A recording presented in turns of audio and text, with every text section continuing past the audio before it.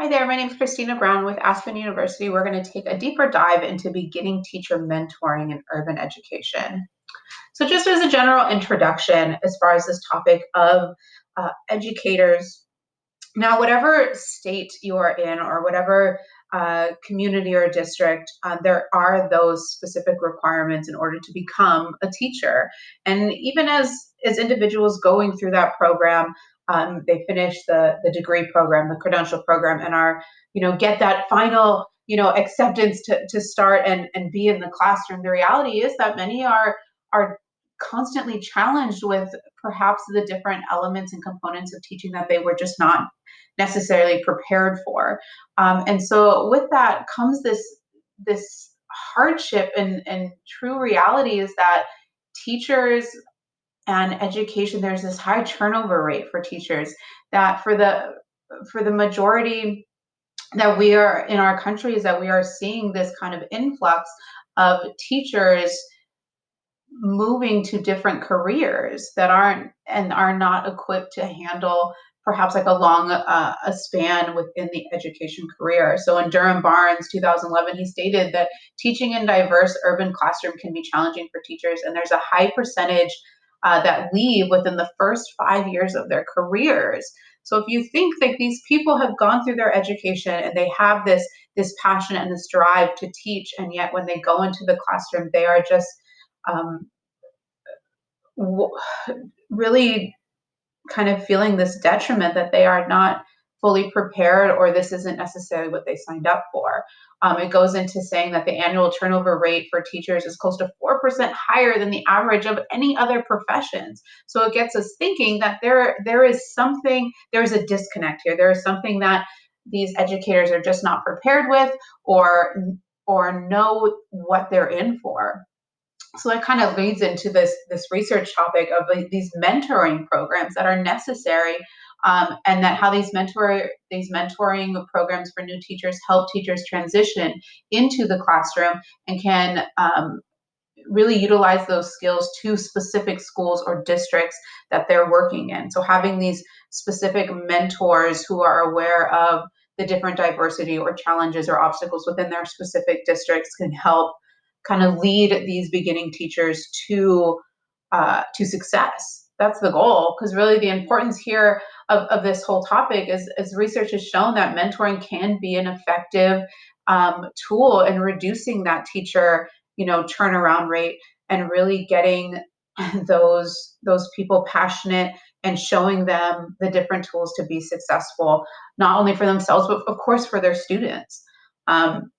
So a mentor in general has that unique role of coach, facilitator, collaborator, technology advocate, and just really being that like expert in that specified field, to feel comfortable talking with someone, kind of lead them through this path of teaching, especially the first couple of years as you're getting acquainted to this new career.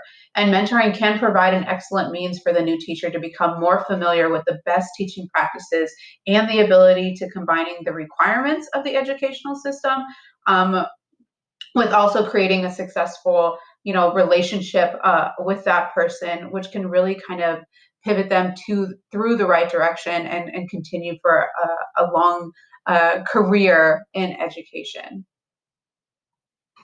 So with some basic understanding as far as the education system and how teachers are hired and put into the classroom, there isn't that important element of having that mentor to kind of help them throughout their beginning years of education and really encourage that longevity. So within this topic comes a methodology, more specifically a focus on the research questions, which are a few. So the first being, what are beginning teachers' perceptions of the strengths and weaknesses of their teacher mentoring program? What are beginning teachers' perceptions of the mentoring strategies used in their teacher mentoring program? And what are beginning teachers' perceptions of how their mentoring program could be improved? Question number 4 is, do beginning teachers believe their experiences with the resident educator program improved teacher support and retention? And the final research question is, do beginning teachers believe their experiences with the resident educator program improved teacher support and retention?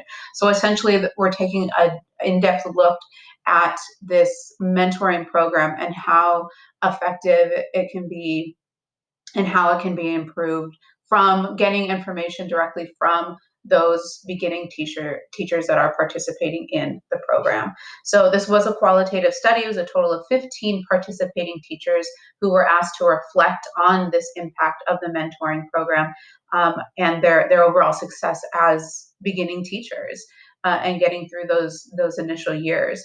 So this single case study was selected to guide this research study to gain really that in-depth understanding of this phenomenon and its meaning for those individuals who are involved.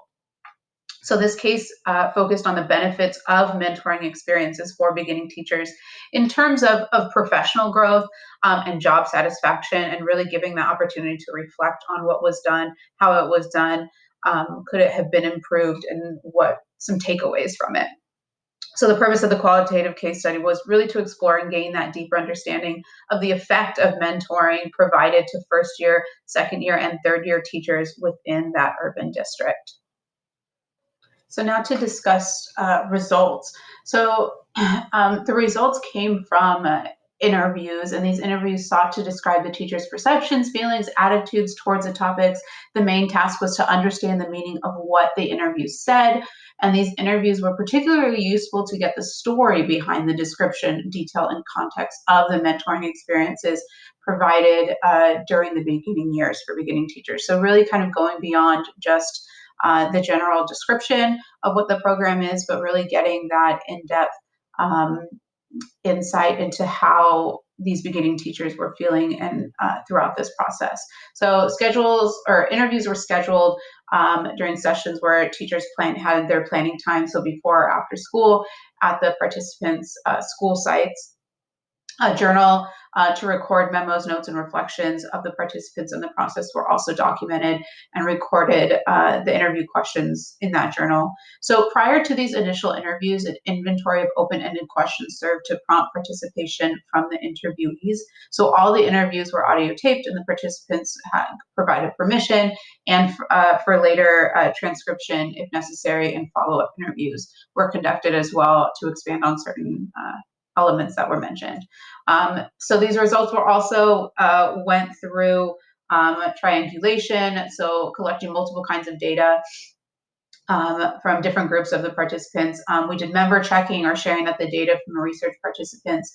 While it's not a requirement, but it did help kind of gain some more insight when evaluating the information. And then reflexivity, so qualitative interviews are interested in how meaning is produced and reproduced in the particular social, cultural, and relational context. So we really wanted to kind of look at it through different lenses, which leads us to some conclusions here.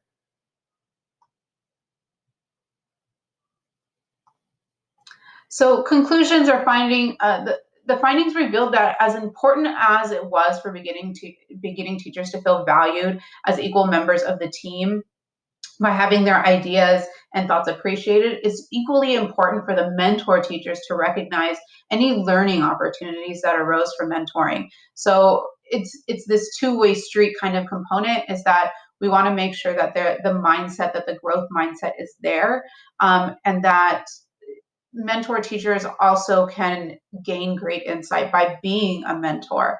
And there were some elements where the mentors perhaps could have had those learning moments as well.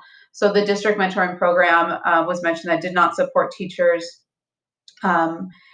as far as student discipline. There was that reach for that. So that kind of leads to perhaps further research into the discipline protocol or procedures within that school, or perhaps within that district, and how that kind of plays a role within the mentoring program, or how that could be included in future study.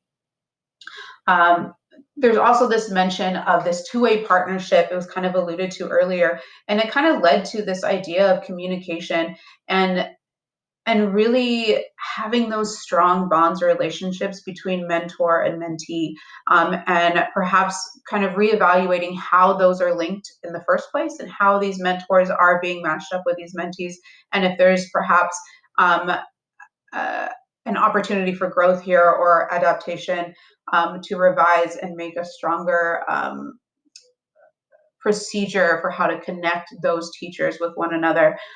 There was also mention of a lack of organization within the program, which is insightful to know because this program is for educators where we want to encourage organization across the board within the classroom. So it's also important to reflect and how that can be revised within the program to ensure that teachers can bring those organization strategies to their classroom for their students to really kind of help out all those around. So these are just some basic um, reflection components here and how we can kind of take this information that we learned here in this research and how we can further on and progress to ensure that teachers and students are getting the best possible education they can so that they can really support and provide for our future.